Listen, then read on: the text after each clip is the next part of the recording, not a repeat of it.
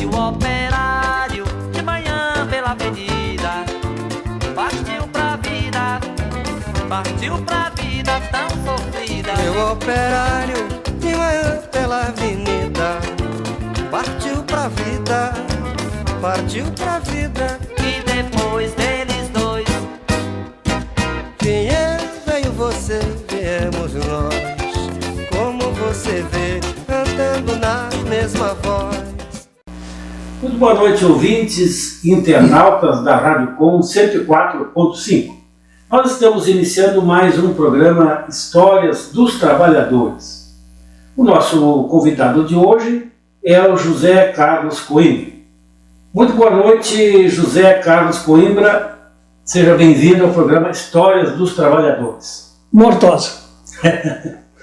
Boa noite, Laíro. Boa noite aos ouvintes. Prazer estar presente mais uma vez na tua presença e também junto aos ouvintes da Rádio Com. Pois é, Mortosa. Vamos começar por aí. Vamos lá.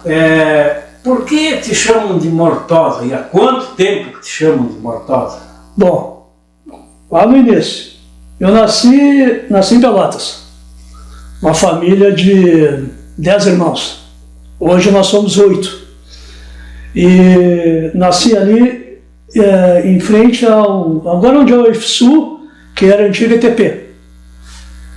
E aí nasci ali e depois nós fomos para o Fragata. Meu pai caminhoneiro, ainda vivo, graças a Deus, com 90 anos. 90 anos. 90 anos. Minha mãe, 84 anos, também viva. E aí nos mudamos para o Fragata. E lá no Fragata nós peregrinamos por algumas ruas lá e nos estabelecemos ali em frente ao quartel do 9º Batalhão. E lá nós tínhamos um campinho de futebol. E todos os finais de tarde ali, a gurizada ali, piazada, se reunia para jogar bola. E o meu pai organizava time A, time B, time C, time do Brasil contra o time do Pelotas. E eu jogava no time do Brasil. E ele era amigo dos Mortosas, que tinham açougue, que tinham banca de peixe. E aí ele, na gurizada ali, ele colocava o nome dos jogadores. Ó, esse é o fulano, esse é o ciclano, esse é o Beltrano, e esse é o Mortosa. E aí, pegava o nome dos jogadores. Isso, E o Mortosa, nessa época, jogava onde? No Brasil. Jogava no Brasil. E aí eu conseguia me destacar no meio da gurizada ali, né? E aquilo ali foi crescendo. E no outro dia foi jogar e já era Mortosa, e o Mortosa ficou. E isso já se vão 50 anos com esse apelido. Aquela região ali é a região do Arilson, né? Naquela rua ali. Chegou a conviver, vocês são quase da mesma idade? Eu me mudei para lá, eu tinha 10 anos. Eu saí de lá com 24. Puxa. Morei 14 anos ali, a mãe ainda mora lá. E mais 2 irmãos meus ainda moram lá. Ainda moram lá. E esse campinho é ali onde é o Maitá hoje? Não, é nos fundos da empresa Rainha do Sul. Mas tinha um campo de futebol. Ali atrás tinha o Campo do Rei, depois o 13 de Outubro e depois o Juventus. Eram os 3 campos de futebol que tinha ali. Daqui para lá. Onde passa agora a rua da Imperador ali. Dom Pedro I. Isso. Ali tinham 3 campos de futebol, né, onde todo mundo se reunia para jogar os domingos. Foi com 10 anos que tu foi para... se mudaram ali de frente da escola técnica para lá. Primeiro nós fomos... 10 anos tu... Não, primeiro nós fomos ali para aquela rua lateral ao cemitério. Agora esqueci o nome. José Bernardo de Souza. Isso, aí ficamos um tempo e depois nós fomos ali em frente ao quartel, que é a Juvenal Silveira da Silva. E ali eu fiquei por 14 anos, até casar. Chegou a enfrentar enchente? Tinha muita enchente ali na escola técnica antigamente. Eu era pequeno quando eu morei ali, mas, por exemplo, eu nasci em casa. Nasci numa... Bem pertinho da Santa Casa. É isso, eu nasci em casa. Eu nasci no dia 13 de fevereiro, numa madrugada de carnaval. Me lembro que o meu pai ainda me conta isso. A mãe começou a sentir as dores do parto, coisa e tal. E o pai teve que sair de madrugada, e era carnaval. E ali por trás, ali pela 7 de setembro, encostado com a Santa Casa, onde começa a professora Araújo, ali tinha um pontilhão. E a água de Santa Bárbara passava por ali. Ah, ainda tinha o Arroio Santa Bárbara. Tinha o Arroio Santa Bárbara. E o pai teve que passar por uma pontezinha que tinha ali para ir lá pegar a enfermeira na Santa Casa, a parteira na Santa Casa, para levar até em casa para poder fazer o parto. Então, quando aquele Santa Bárbara ali, eles subia, aquela água toda descia pela aquela encosta que tem onde é a Receita Federal ali, e pegava realmente ali a 20 de setembro. E ali sim, ali pegava água. Ali pegou água até os anos de 70, 70 e poucos, mais ou menos. Sim. Depois fizeram o canal, né? Fizeram a barragem, fizeram o canal. E aí desafogou. Mas ali pegava. Mas às vezes quando chove muito, a água procura. Não, claro. Tanto é que aconteceu em 2004, né? Quando ela voltou do Santa Bárbara, ela procurou o percurso dela que tinham tirado quando deu a enchente, né? Ela voltou no mesmo lugar de onde ela ia. Ela pegou o mesmo caminho.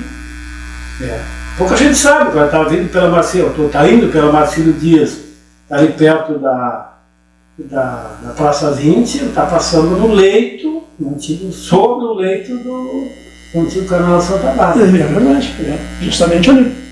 Pois é, o Mortosa, e esse Mortosa que jogava futebol no Grêmio Esportivo Brasil, é o mesmo que depois acompanhava o Luiz Felipe? O Filipão. O mesmo Filipão. O Flávio Teixeira. Flávio Cunha Teixeira, que também não é Mortosa. Ah, ele também não é Mortosa? Não é Mortosa. Também é apelido. O Mortosa. O Mortosa é uma figura fictícia, não existe. Na realidade passa a ser. São poucos os Mortosa que tem, a maioria passa a ser apelido de Mortosa. E ele jogava no Brasil. Quando o Luiz Felipe veio treinar no Brasil, ele ainda jogava no Brasil? Ele era preparador físico e o Filipão chamou ele para fazer parte da equipe. Ele não jogava mais. Ele não jogava mais, mas ele estava. Então foi a dupla se formou quando o Luiz Filipão veio porque o Flávio Cunha, o Mortosa, ele era educador físico de escolas municipal, professor de educação física. E aí depois ele se tornou preparador físico no Brasil. Essa é a história que eu sei dentro do futebol. Mas agora, quando é que já faz tempo que eu não ouço mais falar do Mortosa, o parceiro lá do Filipão. Foi depois do 7-1, será que ele sumiu? Desapareceu. Só 7-1 chegou. Só quem continua nativo é o Filipão. Esse é teimoso. Eu acho que tem alguma coisa. Não, esse é teimoso. E com que idade começou a trabalhar? Comecei a trabalhar com 13 anos de idade, como cobrador de ônibus na empresa Turf. Trabalhei por 1 ano. A Turf não é onde é agora, ela era ali ao lado do cemitério. Pela Duque de Caxias, tem o cemitério, tinha o restaurante Colonel ali, o Hotel Colonel, e logo em seguida era a empresa de ônibus Turf. Era ali? Era ali, entre o cemitério e a Igreja São José. Ali eu trabalhei por 1 ano. E depois da Turf, eu andei trabalhando como servente pedreiro, trabalhei no comércio, trabalhei como bombeiro em posto de gasolina, e isso foi nessa vida aí foi até 1980, de 73 a 80. Mas em 75, com 14 anos, eu comecei já a trabalhar na noite, como discotecário. Então existia aquela época que era o auge das discotecas ambulantes, e eu comecei já nessa vida da noite aí, fazendo som muito cedo, com 14 anos. Então eu fazia som, os mais antigos vão lembrar, São José, São Geraldo, Liberal. Tudo é time de futebol. Farroupilha, São José, o Liberal e São Geraldo. São Geraldo, os dois eram da Gotuso, né? Da Gotuso. E aí na zona... Então tinha um time de futebol. Então, além do futebol, o futebol de várzea, que você fala, isso, tinha o quadro social. Sim. Tinha o quadro social que tinha as suas festas finais de semana. E era O liberal é aquele da Vila Caroço, ainda tem um salão grande, bonito. mas era uma coisa muito estranha, né? Muito estranha, problemática naquela época e constrangedora, porque aos sábados, o liberal fazia baile para negros. Ah, é? E aos domingos, o São Geraldo fazia reunião dançante para branco. Ou depois invertiam. Porque branco não podia, negro não podia entrar. Pois é. Sim, isso durou até metade da década de 70 por aí. Próximo a 80. Chegou lá até. Chegou. Andou um bom tempo assim. Aí, aí nós tínhamos o Terezinha, que era para negros, o Tupi. E aí andei também lá pelo Dragagem, Mickey, Fátima, Sudeste. Aí depois tinha o Arealense, Planalto, lá no Areal, e mais os bailes da colônia. E aí nós tínhamos, específico para negros, o Depois da Chuva, que era na Cassiano, onde agora é uma oficina mecânica, o Chove Não Mole, ali na Benjamin, e o Ficaí. Mas o Ficaí não tinha discoteca ambulante, era som ambulante, era banda. Mas uma coisa absurda, assim, entendeu? Não podia nem chegar na porta. Só se fosse o baile para negro. Mas segregação... uma coisa descabida. Mas em festa de negro, branco não tinha problema de entrar. O problema era quando o negro fosse entrar na... coisa totalmente sem sentido. E aí eu levei essa vida aí de discotecário até 1980. Como é que era equipamento grande? Era grande. Não, e aquela época... cachorro enorme, e mais iluminação. E como aquela época a coisa fervia, existia um embate entre as discotecas. Então, num salão de baile, se botava 2, 3 discotecas para ver qual se sobressaía melhor que a outra, entendeu? Então, não tocava ao mesmo tempo. Não, tocava uma, aí se tirava a ferro quem dançava mais com uma. Mas não tinha como, porque às vezes as pessoas saíam, entravam à meia-noite, 1 hora ia embora, 1 hora chegava mais gente, 2 horas ia embora, quer dizer, nem sempre era o mesmo público. E aquilo era da meia-noite até as 5 horas da manhã. E naquela época tinha o seguinte, tu tinha que pedir permissão para a Polícia Federal levar uma... Nós estamos falando que nós estamos no período da ditadura militar. Faltava muito para terminar. Isso. E nós tínhamos que pegar relação com as músicas que nós íamos tocar e até a Polícia Federal ali na Deodoro, ao lado da galeria, todas as semanas, pedir permissão, pedir o carimbo para poder liberar as músicas, para serem liberadas as músicas, para ti poder executar no final de semana. Então tu levava, sábado tu ia em determinado lugar para tocar, tu botava ali, dia tal, local tal, horário tal, relação de música. Aí chegava lá, pessoa simpática lá, carimbava e liberava. Aí tu podia tocar pela relação. E tu obedecia? Não. Óbvio que não. Chegava lá, não tinha ninguém. Quando surgiu não poder, do Geraldo Vandré, para não dizer que não falei de Flores, não tem como. Não tem como não rodar, tinha que rodar. Um absurdo não rodar uma música dessa. Eu rodava, óbvio. E outras músicas de protesto que já vinham acontecendo naquela época. Chico Buarque, como é que não ia rodar? Tinha que rodar. E aí, quando o responsável da Polícia Federal não vinha até Pelotas, nós tínhamos que ir até Rio Grande, na Polícia Federal, pedir a liberação lá no Rio Grande para poder... E nessa época, também tinha que haver, obrigatoriamente, o pagamento do ECAD. Já tinha o ECAD? Já tinha o ECAD. Então nós tínhamos que pagar o ECAD. E o ECAD é... Escritório de Contribuição de Direitos Autorais. Entendeu? Os compositores, na realidade, não se sabe nem como é que recebe, se é que recebe. Alguns recebem, outros não recebem. Bom, e aí a Polícia Federal só liberava a relação de músicas com o pagamento do ECAD. Sim. Então tu tinha que mostrar o recibo do ECAD e a lista das músicas que tu fosse tocar para poder ser liberado, senão não liberava. Sim, aí tu, se você pagava os autores, os músicos, os que estavam censurados não recebiam, porque como é que ia botar na lista? Não, mas é engraçado que a Polícia Federal não aparecia na noite nas festas, mas o pessoal do ECAD aparecia. Eles gostavam de tomar uma cervejinha. Aí eles ficavam um tempo ali, depois eles iam embora.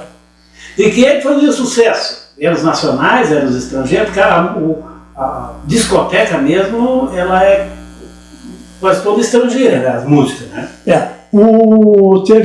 Era assim, ó, era 70% de música, 70%, 80% de músicas estrangeiras e 30%, 20% de músicas nacionais. Porque dependia, porque o baile no sábado ele é diferente da reunião dançante de domingo. Ele é diferente, porque no sábado o pessoal vai para a festa mesmo. No domingo já está mais tranquilo. E algumas eram realizadas à tarde, entendeu? Já não é, porque o baile ia da meia-noite às 5 da manhã, a reunião dançante ia das 8 até a meia-noite. Então já era uma coisa mais calma, assim, então tu já botava um pouquinho mais de música nacional. Mas o Kentucky era o do sábado. É o de sábado. Bombava era sábado. E aí, por exemplo, depois da chuva, botavam ali 3 discotecas no sábado. E naquela época quem se sobressaía era GBF, Poder do Som, Apolo Som, Corujão e Transação. E depois surgiram outras, surgiram Tape, Impacto, Mensagem, por aí foi, porque Pelotas é assim, né? Quando tem uma coisa que é novidade, em uma semana tem 10 que são iguais, né? Então, qual era a tua? GBF. GBF Som. Eu me lembro, acho que era famoso. A GBF era uma das melhores que tinha aí junto com. E nós tocávamos tanto para negros como para brancos. Para nós não tinha problema nenhum. Sim. E quem é que fez mais sucesso ali? Sidney Magal, os brasileiros? Porque era assim, ó, depende do lugar onde tu tocava. Tu não tocava sempre o mesmo repertório naquele salão, naquele local. Mas sim, vocês atendiam meio a preferência do público ou era vocês que... Não, a gente acompanhava, por exemplo, o que era mais vendido nas lojas. Porque, por exemplo, chegava um LP novo, a gente recebia o comunicado. Na época, o telefone fixo ligava, chegou tal coisa aqui. Outro passava lá e perguntava, chegou.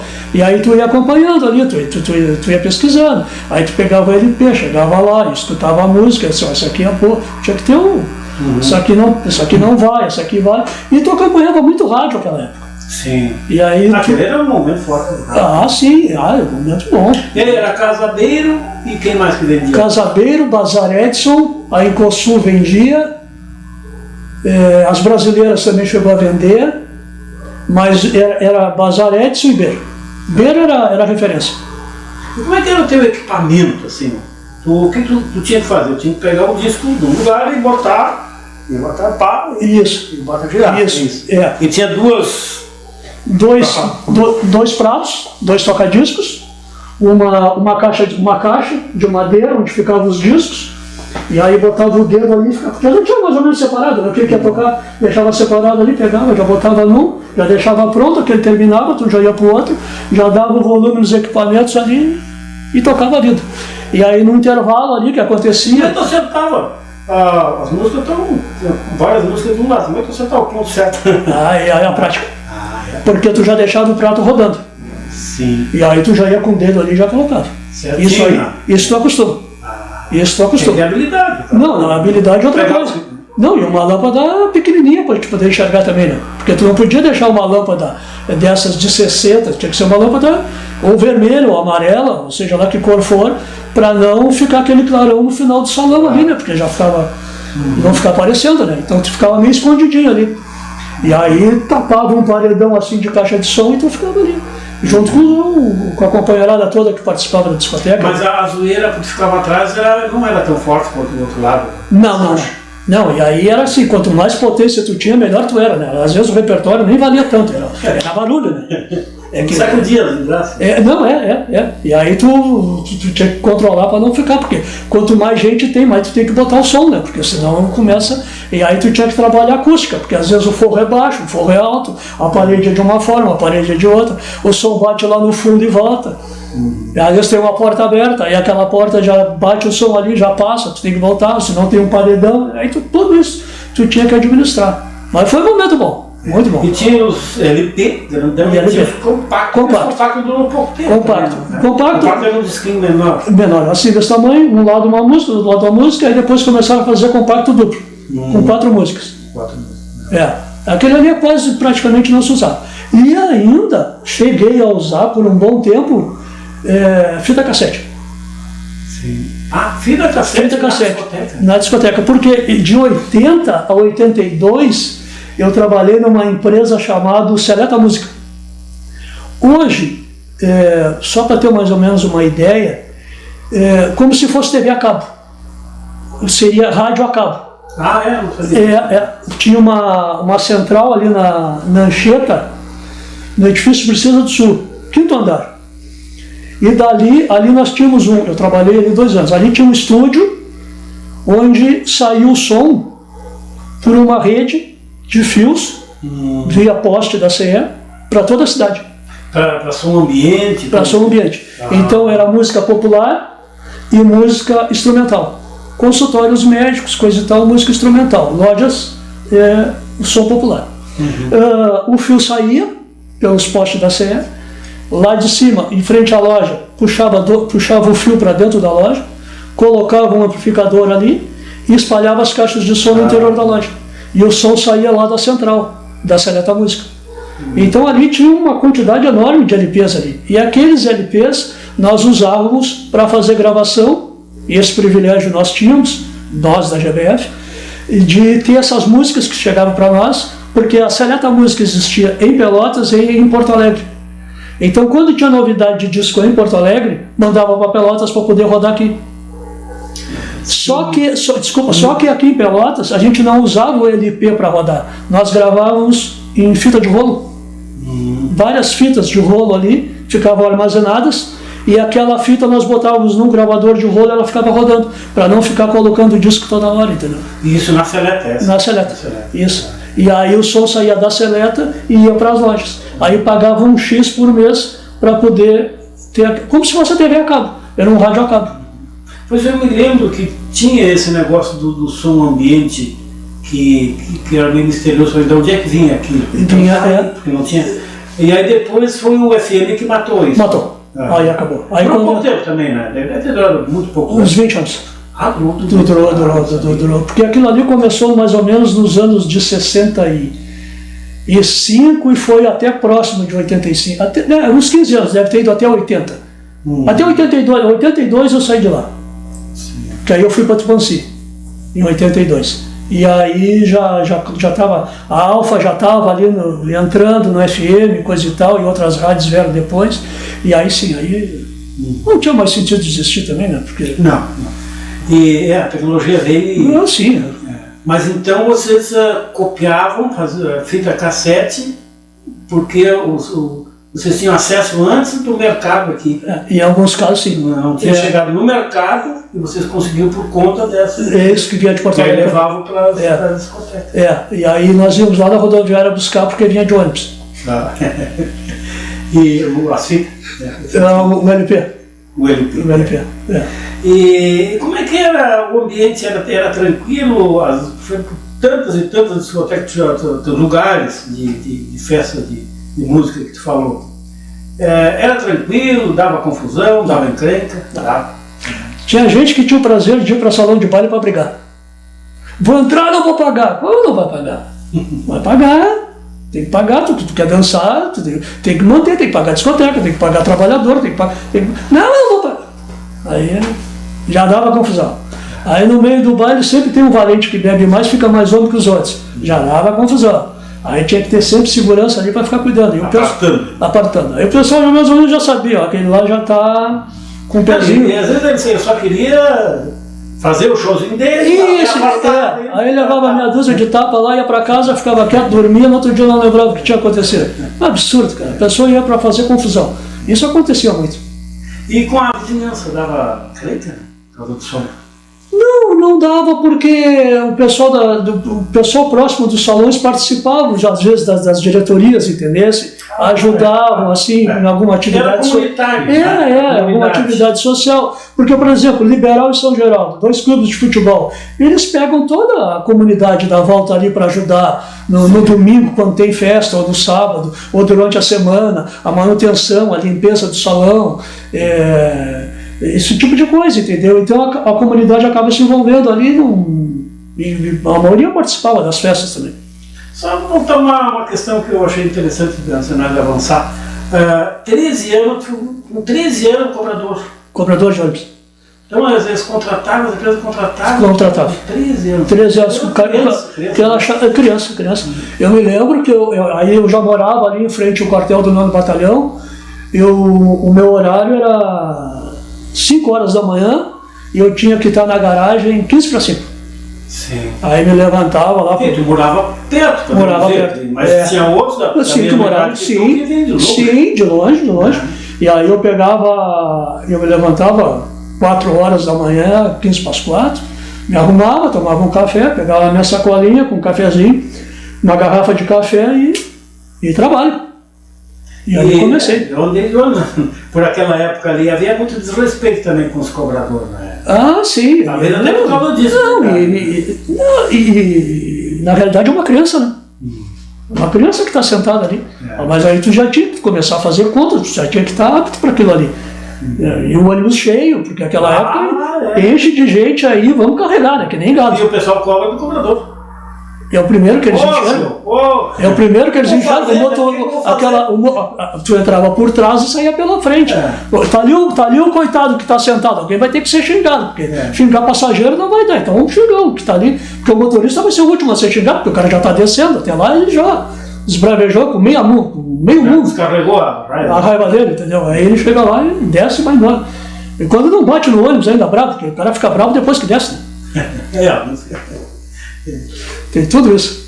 Foi um ano ali. Aí depois então, teve esse período aí das discotecas e tal. E dali que tu foi te encaminhando pro rádio? Entrei no rádio em 82 na Tupãssi, onde eu fiquei até o ano de 2000.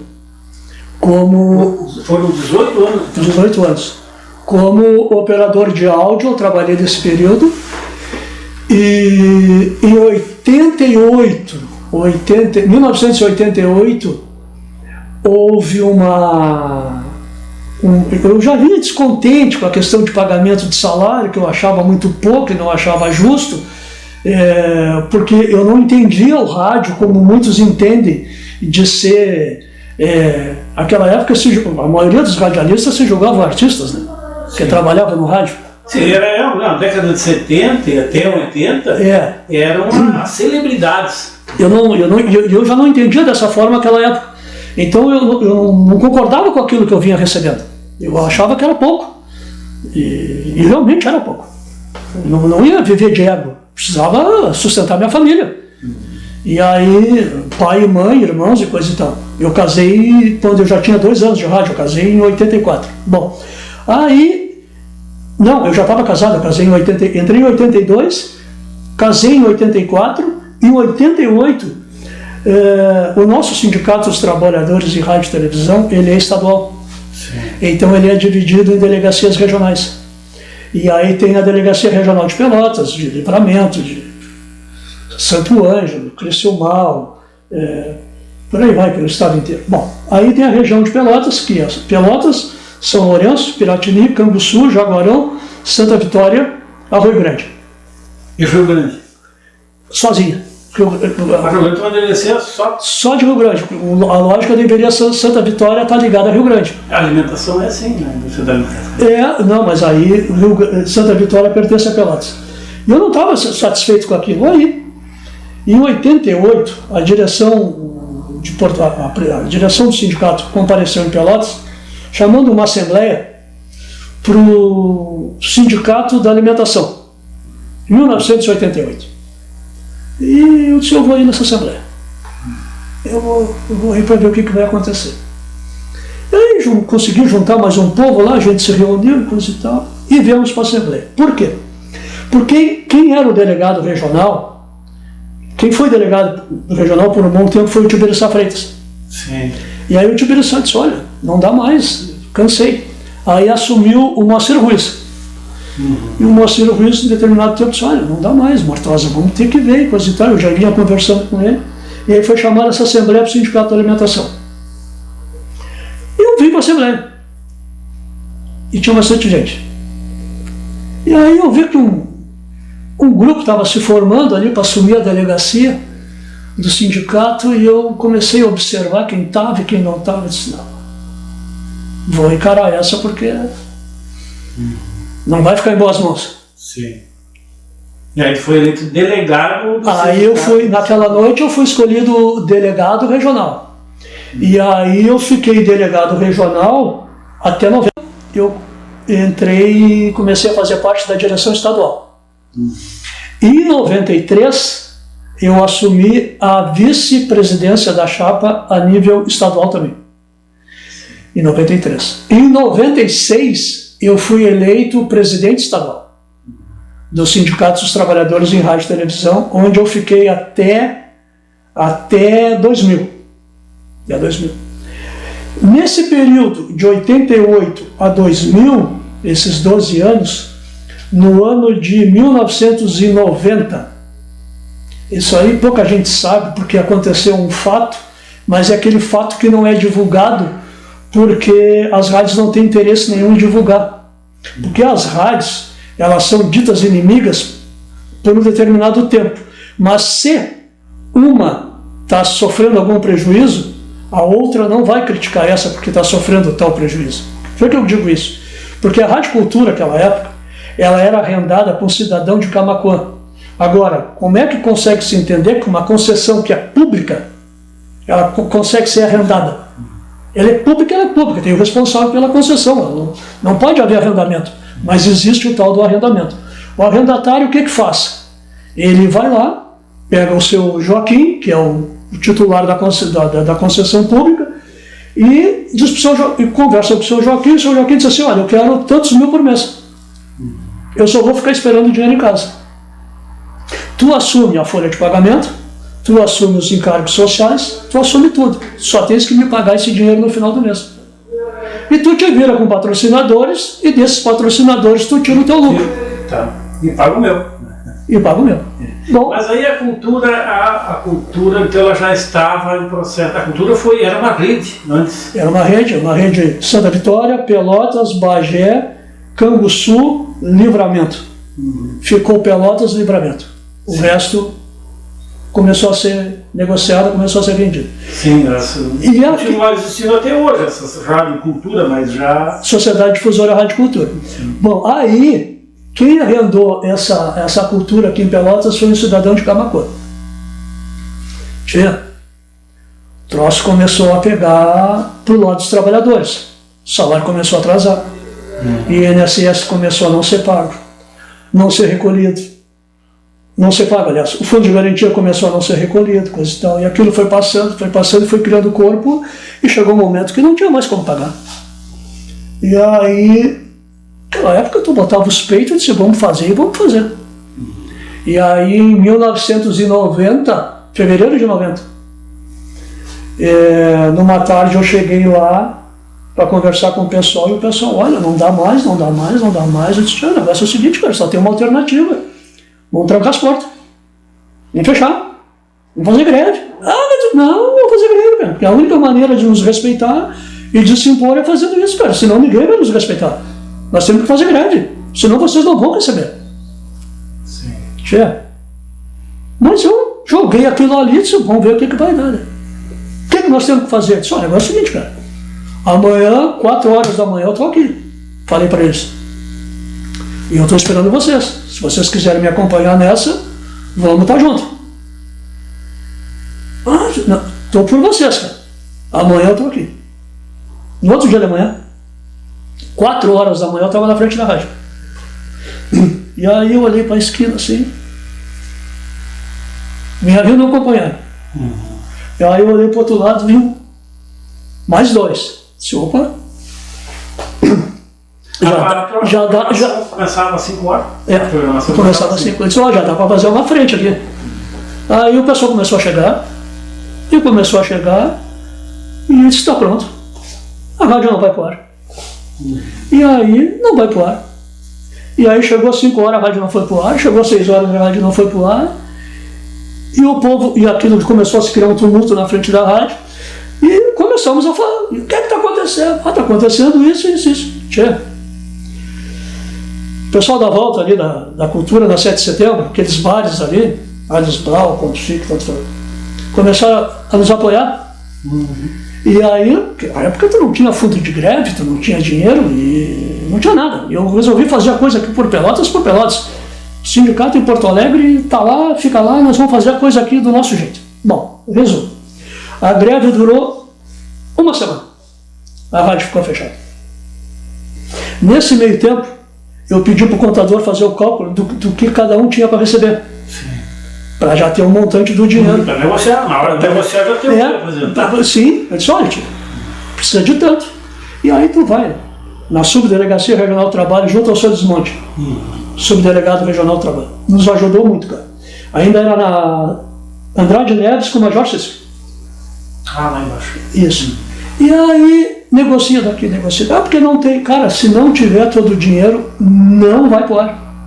Não vai, cara. E o pessoal disse assim, não vai, nós queremos receber. O que acontece? Meu filho estava para nascer, nesse período. A minha esposa, uma barriga desse tamanho, ficou 1 semana sozinha, em casa. Eu fiquei 1 semana na rádio, não ia para casa. Porque nós a cultura tinha um andar de cima e um andar de baixo. E nós ficamos no andar de baixo ali. E ali improvisamos, colchonete, coisa e tal, para descansar um pouco. E durante 1 semana ficamos batidos ali. Manhã, tarde e noite. Ninguém ia para casa. Se revezava ali para não deixar invadir a rádio, para não deixar entrar, né? Porque sabe não furar. E até a própria direção da rádio também, porque quando se fala em rádio, acho que com rádio não vai acontecer nada, né? Mas nós provamos que ia acontecer. Bom, aí, tipo, aquelas coisas gratificantes assim que acontecem. Conseguiu o dinheiro. Conseguiram o dinheiro apareceu. E isso foi final de fevereiro. Aí, minha esposa grávida já, a barriga desse tamanho. E o pessoal sabia, né? Disse, Mortose, tu tem que ir em casa. Disse, não, tá tranquilo. Bom, começou o pagamento lá, terminou, fiquei cuidando ali, que estava certo, que não estava, porque aí tu tem que estar junto, porque tu já sabe desde o início o que está acontecendo. Final, o pessoal se reuniu, fez uma placa para mim, assim, de agradecimento, e daquele montante que eles receberam, cada um colocou um pouquinho para mim poder comprar o enxoval do meu filho. 2 semanas depois, meu filho nasceu. Então, já prontinho. Então são essas coisas assim, entendeu? Naquela época era tudo assim, procurando se ajudar um ao outro. Pô, eu disse para os caras, vamos ficar juntos, então vamos ficar juntos, né? Não tem. Vou para casa, de que jeito? Vocês vão ficar aí? Não, vamos ficar juntos. E havia uma tensão muito grande, a gente. Que ano mesmo isso foi? 90? Foi 90. 90. Tinha que fazer 5 anos que tinha terminado a ditadura militar. Não, e outra coisa. Não era assim, as coisas eram um pouco mais tensas, né? Não que não seja hoje, né? Vai fazer qualquer greve, a polícia está ali, né? Não teve, né? Teve a questão de que não tem viatura, que não tem efetivo, mas fez uma grevezinha, apareceu a polícia. Não, e eu sei que essa tensão tem, mas naquele tempo tinha ainda. Não, e uma outra situação, galera, por isso que eu falei. Nenhuma rádio divulgou que houve greve. Sim. A televisão foi lá uma vez e fez uma reportagem. A 0 Hora publicou uma notinha desse tamanho. Claro. Sim, mas é a questão da corporação deles. Isso. Agora, aí eles se aí são se guerreiam assim. Isso. O mercado. Não, eu aprendi uma coisa, durante esse período do sindicato, daquelas mesas de negociação, para negociar acordo coletivo, coisa e tal, a gente aprendeu, eles eram inimigos até o mês de outubro. Mas sentava... Eram tudo amigos. Falava o salário... Eram tudo amigos, entendeu? Eles eram inimigos por 10 meses. Por 2 meses eles eram amigos, outubro e novembro. Sim. A preparação da campanha salarial e a rodada de negociação ali em novembro. E nesse período da direção do sindicato, em 96, começou as rádios comunitárias. E aí, eu na direção do sindicato tinha um companheiro chamado Domingos Roque de Oliveira. E eu comecei a me inteirar nessa questão das rádios comunitárias. Só isso aqui é uma coisa que, bem trabalhada, vai dar resultado. E aí chamei Domingos, que era lá de Cachoeira do Sul. Disse, Domingos, tu me ajuda nessa? Pode deixar, amor, nós estamos juntos. Ele disse, bom, então te carrega disso, que tu precisar de mim, a gente vai estar junto. E o Domingos começou a trabalhar. E o Domingos montou, na delegacia regional do Sindicato dos Radialistas, lá em Cachoeira, uma rádio. Cachoeira do Sul era uma cidade conservadora, e as rádios de lá tinham dono só. Aliás, rádio, jornal, tudo era de uma família, daqueles caras germanos, Otávio Germano. Por isso que eu chamei o Domingos. Porque o Domingos era de Cachoeira. Eu disse, bom, para ver um enfrentamento como é que vai ser, vamos começar por Cachoeira. Por quê? Os camatinhos, né? Isso porque todas as rádios da família Germano, 2 jornais da família Germano, uma emissora de TV da família, retransmissora da família Germano. Tudo era família Germano. José Otávio Germano, se não me fala. Farid Germano. Não, mas o que foi deputado? Foi, José Otávio Germano. Sim, ele várias vezes ele esteve envolvido em coisas cabeludas e safas. Sim, mas agora é o prefeito de Cachoeira. Verdade. Ele é o prefeito de Cachoeira. E ele foi da direção do Grêmio também, né? Foi. Não sei. Estou dizendo foi, mas não tenho certeza. E aí disse, não, vamos começar por Cachoeira. Então o que nós fazíamos? Montar a rádio aqui, deixa uma estrutura mais ou menos montada e coisa e tal. Se a polícia chegar, não deu outra, né? A rádio foi pro ar, não deu 2 dias. Lá em Cachoeira. Ia para outro lugar. Então vamos fazer o seguinte, então nós vamos fazer o primeiro congresso de rádios comunitárias em Cachoeira. Fizemos num sábado e um domingo. Pois é, eu tive eu não sei se foi nesse congresso, eu tive uma atividade em Cachoeira em 97. Foram 2 atividades lá. A fundação da Abraço, RS, na Câmara de Vereadores. Foi lá que eu tive. Na Câmara de Vereadores, que também foi organizada pelo sindicato. E esse congresso foi, eu não me lembro se foi em 97 ou 98, eu não tenho certeza. Bom, o que acontece? Quando nós fizemos lá num ginásio, não recordo dos dias, as discussões estão acontecendo e coisa e tal, e começou a chegar a viatura da polícia para frente do ginásio. Durante todo o período que nós tivemos que a gente organizou e fez o congresso ali, no sábado e no domingo, ficaram 4 viaturas da Brigada Militar em frente ao ginásio. Poder dos germanos, né? E aí nós vamos pegar um carro e vamos dar uma olhada na cidade como é que está. Vamos passar em frente às rádios. Todas as rádios tinham viaturas da Brigada Militar. Sabe o que é isso? É um bando de bandido que está aqui, que vai invadir a cidade, um bando de louco que vai quebrar tudo aqui. Não é isso. Nós queremos discutir a nossa situação. Agora, a Brigada Militar não tem mais nada para fazer do que ficar cuidando do prédio de empresa privada, que é emissora de rádio. Da família Germano. Da família Germano. Está para criar uma situação assim de ameaça. O que está acontecendo? Tem uns loucos aí. Os loucos estão montando rádio. E aí, nesse congresso que tu esteve presente lá em Cachoeira, na Câmara de Vereadores, foi quando nós fundamos a Abraço RS, que depois passou a ser braço Associação Brasileira de Rádio. Não, era Agraço, Associação Gaúcha de Rádios Comunitárias.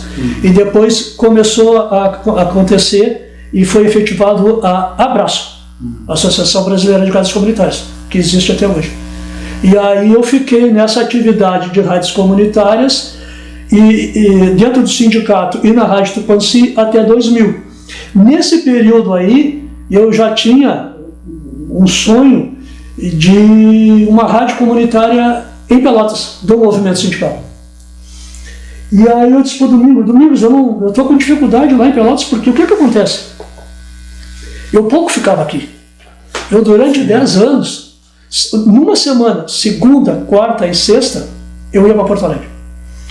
Na outra semana eu ia terça e quinta.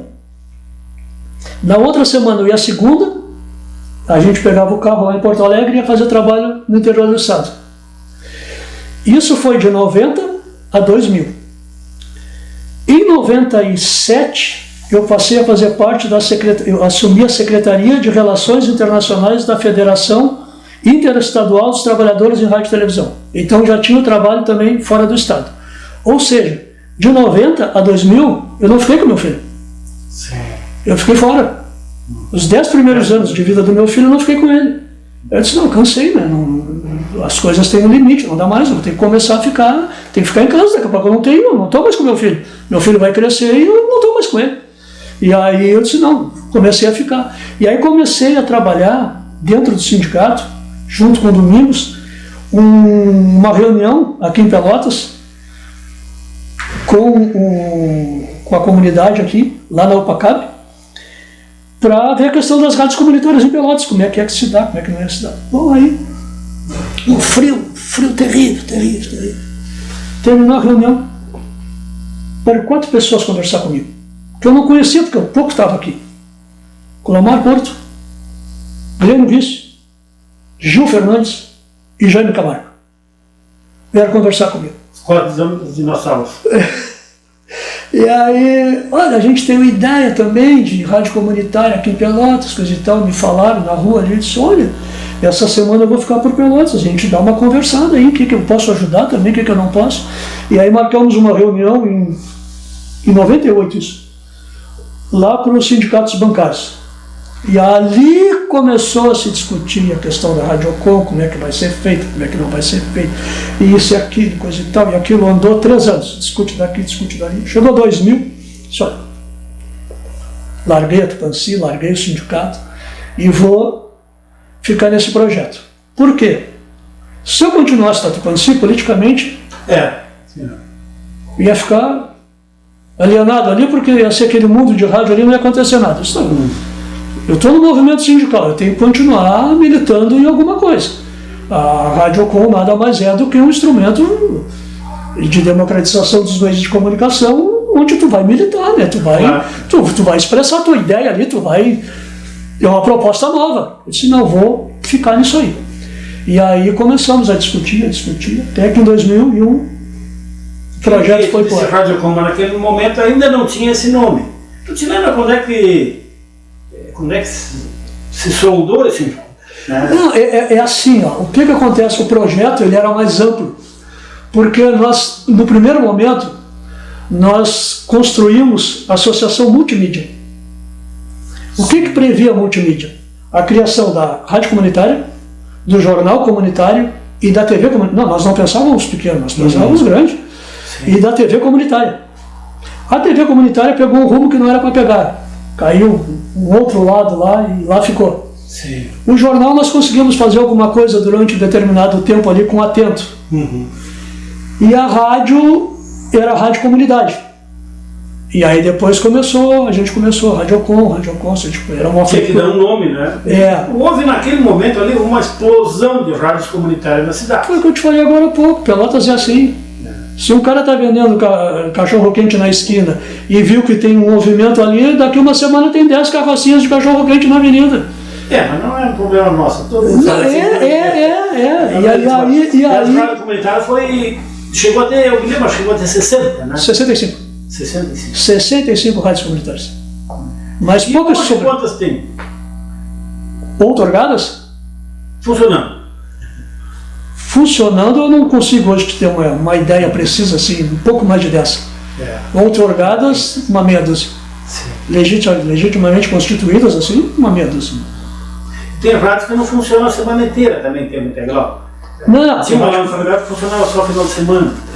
E depois não é, a manutenção, ela também, no rádio hoje, ela passou a ter um custo alto. Então as pessoas que tentaram a rádio comunitária e não deu, foi para a rádio web, né?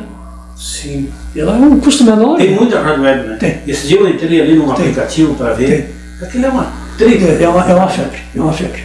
E aí, nesse projeto da Radiocom, a gente começou lá atrás e estamos lá já há 20 anos, com ela no ar. Tu falou trabalhadora do rádio, aquele período, tu não pegou a época de ouro do rádio, mas quase, né? Já era prata, né? Mas eu peguei gente muito boa ali de locução. Peguei Carlos Veiga, peguei o Knop, Roberto Júnior, Moacir Ruiz. Peguei época que era... O Moacir Ruiz era locutor de notícias. Ele tinha uma voz impressionante, né? Eu me lembro... Uma locução fantástica. Não, o período que eu estava no sindicato, eu ia seguido lá na Rio, eu tinha prazer de ir lá, né, cara? Para conversar para conversar com ele do lugar. Ah, aquela vez eu também, eu tive lá. Eles se entendiam por sonho. O cara não precisava falar nada, era só ficar sentado numa cadeira escutando não, e eles estavam na salinha deles, os dois lá, e disse, olha só, cheguei na geriatria. Cheguei na sala geriátrica, eu ficava ali conversando com eles, pô, Delgar E a operação, tu era operador? Operador de áudio. Operador de áudio. Isso. E era um trabalho bem complexo comparado com o que é hoje em dia, porque uma digitalização ficou mais simples. Ah, sim. Porque era eletromecânico, né? Um disco, nós estávamos falando antes aqui, o LP, né? Tu colocava ali, tinha um motor embaixo que fazia ele girar, e uma agulha em cima, eletromagnética. Mas não era só isso, porque as pessoas às vezes confundem, porque assim, existe a profissão de radialista. E existem as funções que são subdivididas. Por exemplo, existe o locutor, mas existe o locutor apresentador, o locutor noticiarista, o locutor esportivo, o locutor disso, o locutor daquilo. Existe o operador de áudio, o operador de som, o sonoplasta, entendeu? Aquilo ali são funções. E o operador de áudio, que é a função que eu exercia, aqui a mesa de som, aqui 2 toca-discos, te dando o exemplo da Tupanci. Um aparelho de telefone, naquela época a gente usava 2 cartucheiras para colocar os cartuchos com os apoios, que ficavam apoiadas aqui. Cartucho é fita tipo fita cassete, isso, de um outro formato. E ali na frente uma parede assim onde estavam os discos. O que o operador tinha que fazer? Atendia o telefone para ver qual é a música que o ouvinte queria escutar. O operador atendia o telefone para ver qual é a música que o ouvinte queria escutar. Aí ia lá, separava aquele LP ali, pegava a música, deixava separado. E nesse meio tempo tu tem que deixar o bloco ali de comerciais prontos, tu tem que deixar a vinheta? Não, o aparelho aqui para gravar aqui atrás, o rolo de gravação para gravar a programação.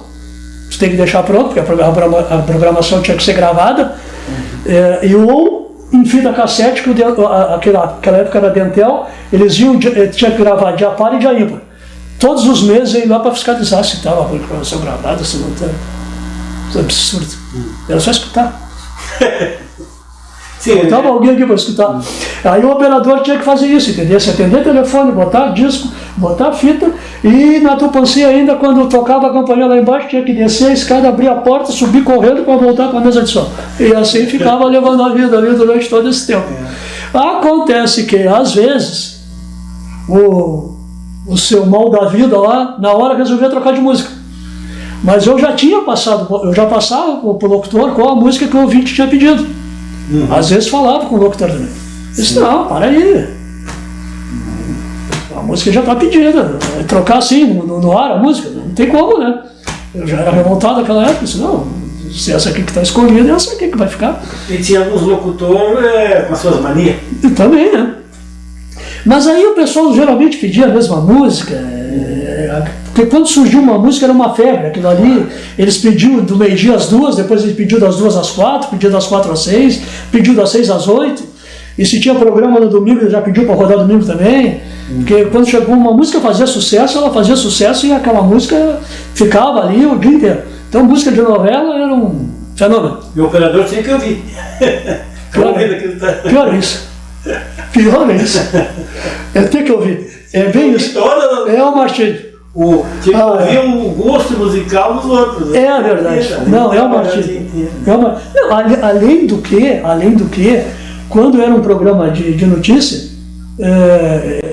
a coisa era pior ainda, porque o camarada chegava lá, ele não podia expressar a opinião dele, ele pegava o jornal para ler uma notícia e formava opinião, ainda faz isso, forma opinião em cima da notícia que está lendo. Sim. Não. E esse é o problema do rádio hoje. O que acontece hoje no rádio? No rádio hoje, funções assim que o trabalhador hoje tem a carteira assinada, é operador de áudio. Locutor hoje, a maioria, é prestador de serviço. Pessoa jurídica, chamado PJ. PJ porque ele vai lá na rádio, ele tem o prazer de ser radialista, ele quer ficar grandão, ou ele tem aspiração política, ou ele tem um comércio, quer se promover, enfim, ele quer notoriedade. Ele vai lá, o diretor da rádio diz, olha, eu quero um programa assim, eu quero fazer isso. E o diretor da rádio diz para ele, olha, tá bom, custa tanto. Todos os final de mês tu me traz esse valor aí. E tu é responsável. Tu compra aquele espaço, né? E tu é responsável por aquele espaço. Tu é responsável por aquele espaço. E aí tu não cria vínculo com o cara. Claro. O cara não faz parte do sindicato porque não é trabalhador direto. Ele é prestador de serviço, ele é uma empresa. Ele constitui uma empresa. Tu não cria vínculo com ele. Ele não assina carteira. Ele não recolhe INSS, ele não recolhe fundo de garantia, não recolhe nada. E esse camarada ali fica ali fazendo programa.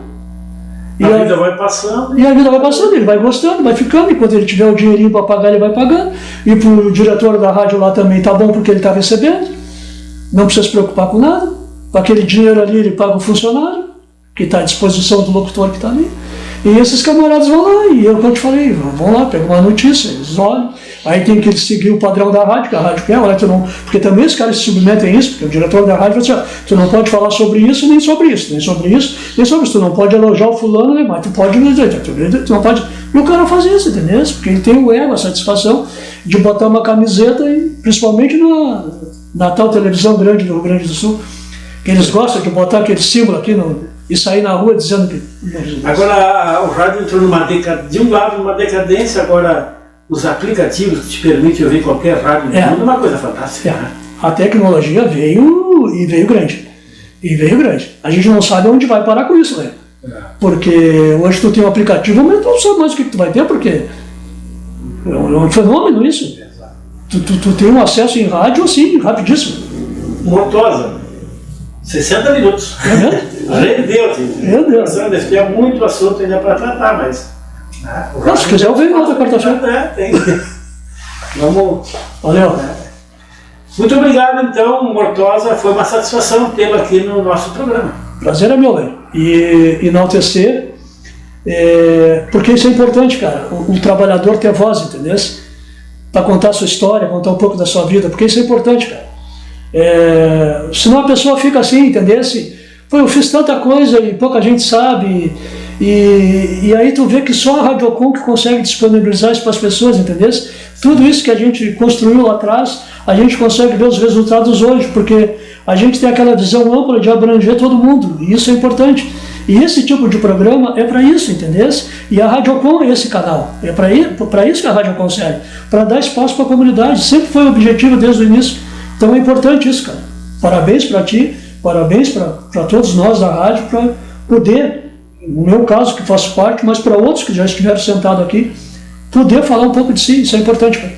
Muito obrigado, Mortosa. A ideia, a filosofia do programa é essa, é ouvir os homens e as mulheres que fazem as coisas. Né? Muito obrigado aos ouvintes, aos internautas.